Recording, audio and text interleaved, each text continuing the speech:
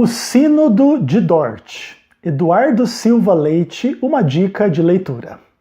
Eu sou Ezequiel Gomes, você está no canal Vem Senhor Jesus e hoje eu trago para vocês uma dica de literatura sobre a história da igreja, uma história das controvérsias entre arminianos e calvinistas, que é um livro sobre o Sínodo de Dort, escrito pelo Eduardo Silva Leite, que é ministro do Evangelho das Assembleias de Deus, bacharel em teologia, revisor e conselheiro editorial da revista Enfoque Teológico, professor de história e etc, ok? Esse é um livro da editora Reflexão, recomendo grandemente para vocês e vou ler para vocês aqui algumas coisas, especialmente aqui fazer um resuminho aí do livro para vocês. Bom, na primeira parte ele vai falar dos antecedentes históricos do Sínodo de Dort.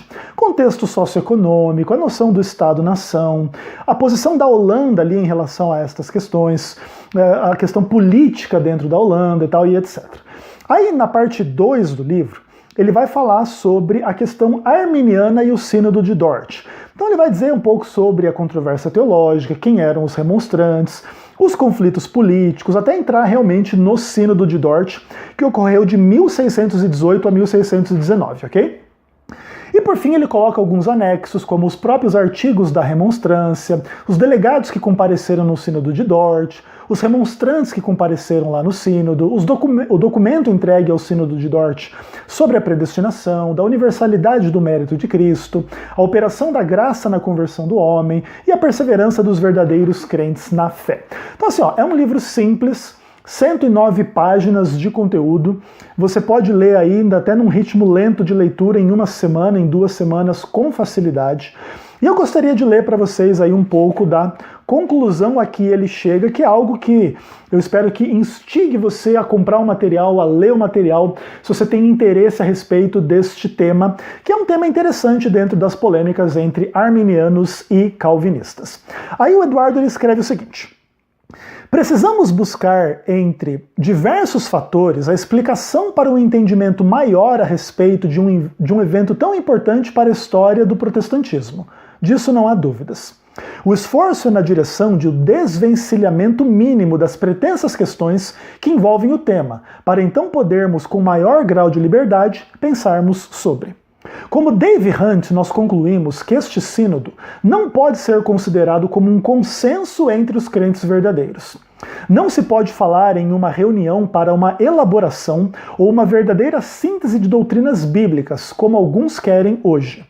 Estamos a falar de um julgamento de, entre aspas, hereges, e, portanto, de uma elaboração de um conjunto de artigos de fé que atendem aos interesses de autoridades diversas.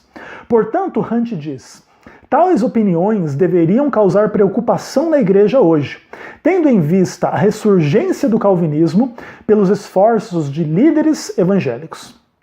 Uma verdadeira vergonha, da qual, segundo Silas Daniel, se arrependeriam depois os pastores e teólogos Daniel Tilenus, Thomas Goode e John Halles, que participaram do Sínodo de Dort, mas depois se tornaram arminianos. Os remonstrantes foram julgados e condenados, sem dúvida alguma, por um crime. Mas qual crime?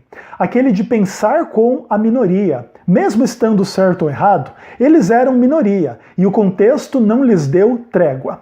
O monarca estava comprometido com a causa nacional, com a unificação das Províncias Unidas e consolidação da jovem república. Todo e qualquer indício de catolicismo e congêneres deveria ser imediatamente extirpado, sob o risco de não atingir seu objetivo maior em termos políticos. Os conflitos políticos entre os dirigentes mostraram que o Sínodo de Dort é um desdobramento daqueles conflitos políticos. Os resultados posteriores, como a tentativa de estabelecer uma teocracia calvinista, banindo toda diferença, mostram a intolerância em sua face protestante. Embora alguns calvinistas olhem para Dort como símbolo do triunfo da verdade bíblica ou coisa do tipo, deveríamos nos envergonhar com este evento na história da Igreja. O Sínodo foi evento histórico no protestantismo, condenou minorias protestantes dissidentes. Foi um evento político de tentativa de consolidação das novas forças que se ergueram no norte europeu. Foi um golpe na luta pela diversidade de pensamento religioso. Foi a demonstração mais concreta de que não se deve opor ao príncipe. Foi a afirmação da coroa no fortalecimento de suas relações internacionais, um ferimento na burguesia. Foi também a invenção do termo arminianismo como significando não reformado ou não protestante. Uma vergonha. Então você pode já ver o tom polêmico e instigante a respeito do Sínodo de Dort, que geralmente é algo a respeito do qual quem mais produz são os calvinistas e que tem, obviamente, uma apreciação muito mais positiva do Sínodo de Dort, como se foi ali tipo um concílio onde a igreja realmente definiu que o arminianismo era uma heresia e o calvinismo é a verdade, como se esses tipos de coisas fossem definidos por sínodos e concílios e coisas desse tipo. De qualquer forma, fica a dica da literatura da editora Reflexão, O Sínodo de Dort, por Eduardo Silva Leite, tá bom? Um abraço, fiquem com Deus e até o próximo vídeo, se o Senhor quiser.